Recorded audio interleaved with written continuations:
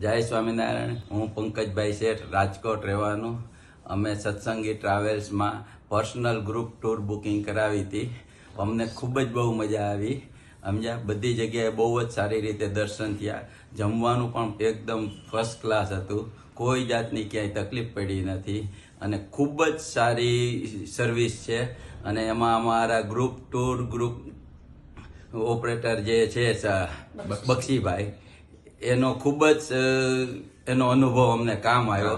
અને અમને જમવામાં કે રહેવામાં કે ક્યાંય પણ દર્શન કરવામાં કોઈ પણ જાતની તકલીફ પડી નથી.